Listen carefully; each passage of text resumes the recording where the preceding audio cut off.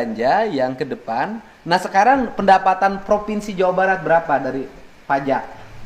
Pendapatan provinsi dari pajak itu kita mencapai 8 triliun Pak tahun ini. Dari pajak kendaraan bermotor. Dari pajak kendaraan 5 triliun, dari balik nama kendaraan 3 triliun. Berarti kita 8 triliun. Ya. Anggaran jalannya Anggaran jalannya nggak nyampe 1 triliun. 900. Harus konsisten. 100% harus balik. Silakan mikir. Nggak bisa. Kan harus konsisten antara diucapkan yang dilaksanakan. Siap. Sekarang pajak, jadi Provinsi Jawa Barat itu kalau masih ada jalan yang jelek, nggak logis. Karena pendapatan kendaraannya saja 8 triliun. Kalau pendapatannya dibalikin ke jalan, Pak nggak usah 5 tahun Pak, setahun jalan provinsi selesai Pak. Tuntas 4 triliun selesai. Kan kebutuhannya cuma 4 triliun. Pendapatannya 8 triliun. Wah bisa dilapis 2 tingkat.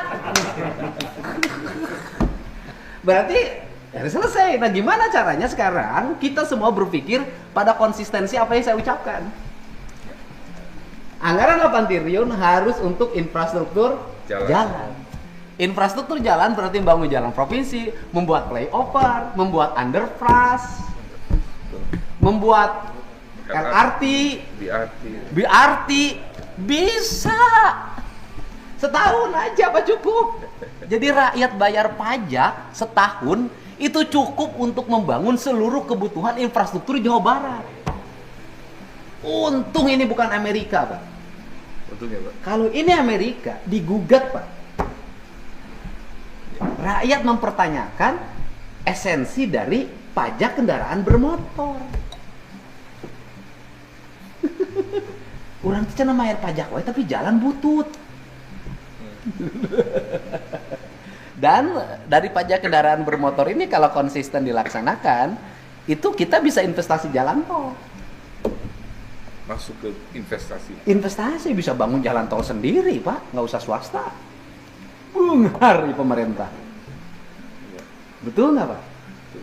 Itu. Tinggal menyesuaikan dengan belanja pegawai. Ya, Pak? Nah, ya benar pegawai. Nah, kita juga kalau untuk pegawai ya konsisten berdasarkan kebutuhan saya untuk memahami belanja pegawai itu akan bersikap profesional, bukan politik. Artinya bagi saya nggak takut dipersalahkan orang, dibenci orang, nggak apa-apa.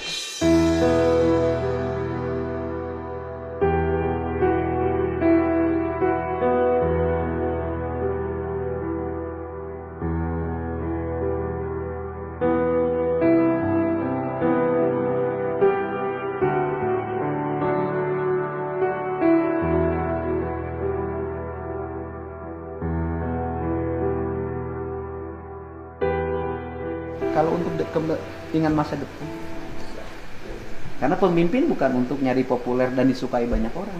Pemimpin itu mengambil keputusan untuk kepentingan masa depan. Ya. Misalnya gini, saya punya anak misalnya. Anaknya pengen ini, pengen ini, pengen ini. Saya kan tidak mungkin mengikuti. Saya lebih baik dibenci sama anak saya, tapi anak saya punya masa depan. Dibanding mengikuti keinginan anak saya tidak bisa menang. Misalnya contoh, anak saya itu waktu kecilnya itu dikasih HP. Karena ya udahlah nggak usah ceritain. Nah, dampaknya adalah kehilangan fokus. Gitu loh. Saya perhatikan selama 2 bulan mulai fokus. Sekarang saya putuskan total nggak boleh pegang HP. Dan mulai hari ini sudah mulai fokus, bisa berhitung sampai 100 melihat muka saya. Ya memang berat gitu loh, tapi nggak apa-apa. Nih yang mau benci ayah boleh, tapi nih yang harus punya masa depan.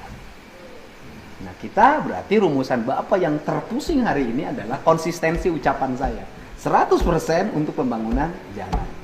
Tetapi kan ada kalimat saya yang berikutnya, apabila sudah terpenuhi kebutuhan jalannya, maka bisa digunakan untuk belanja yang lain sesuai dengan tingkat kebutuhan publik. Belanja pembangunan sekolah, belanja pembangunan rumah sakit, layanan kesehatan, pembangunan rumah rakyat miskin. Ya artinya ke belanja publik juga, gitu loh.